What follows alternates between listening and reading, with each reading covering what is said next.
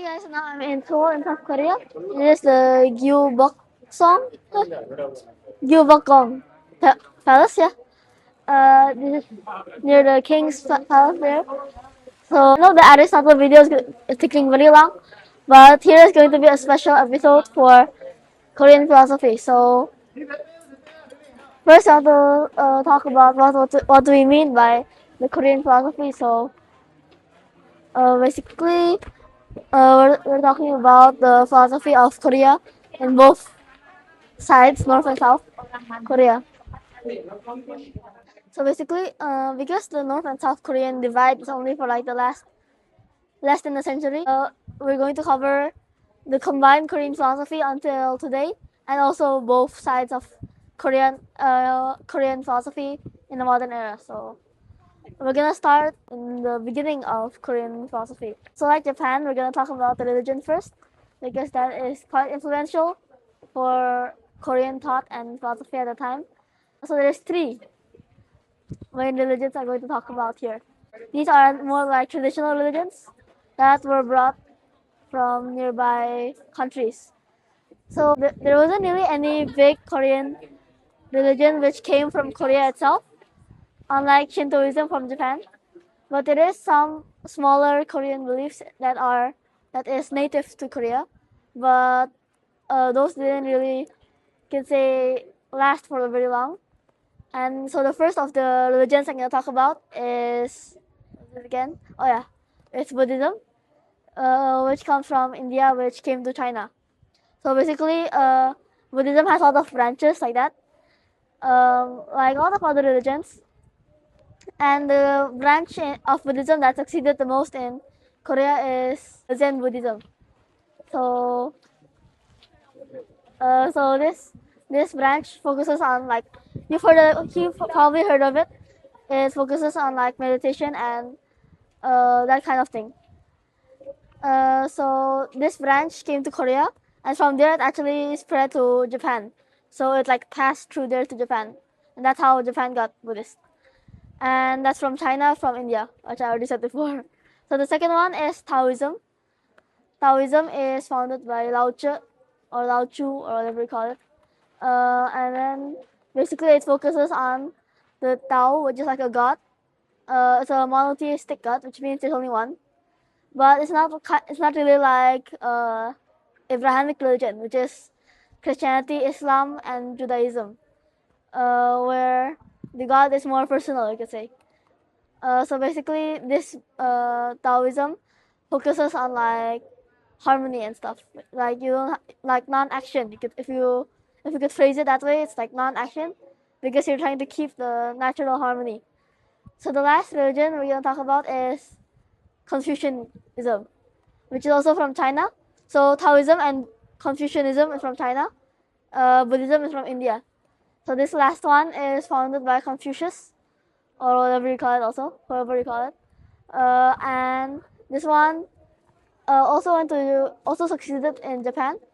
It's basically focusing on like societal norms and honor and respect, like that. So that's like a brief overview of the religious background in Korea. So this is like the state of the philosophy in during one of the first historical periods of Korean history, which is during the Three Kingdoms period.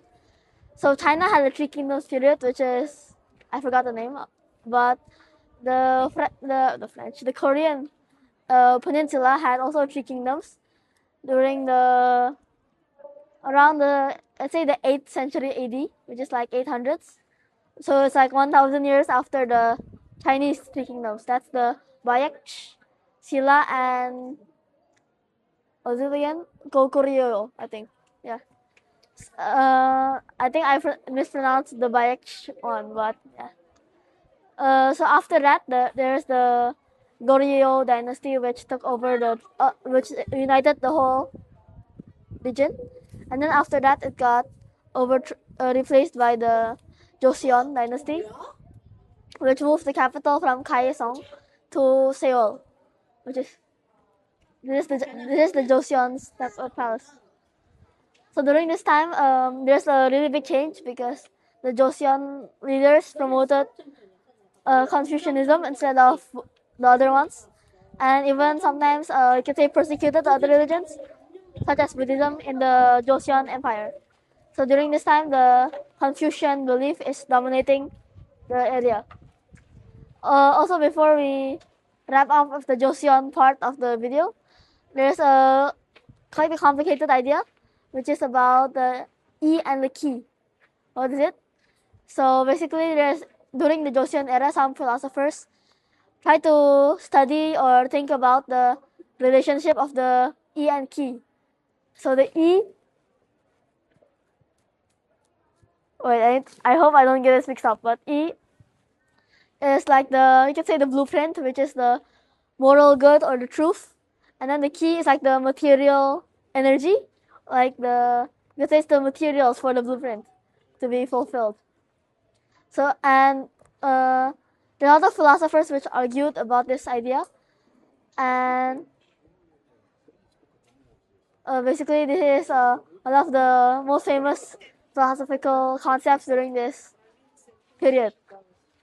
So we're gonna now skip over to the next part of the Korean history, which is during the late Joseon, and then the Korean Empire, and then the North and South Korea part.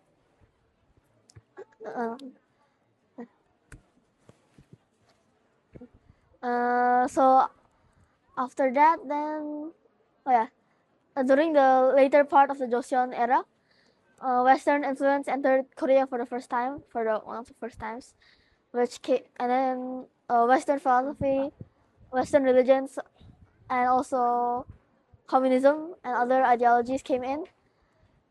And then after that, the Joseon dynasty collapsed and was replaced by the very short-lived Korean Empire. After that, there was the Japanese occupation. After that, World War II, and then now we get into the Korean War.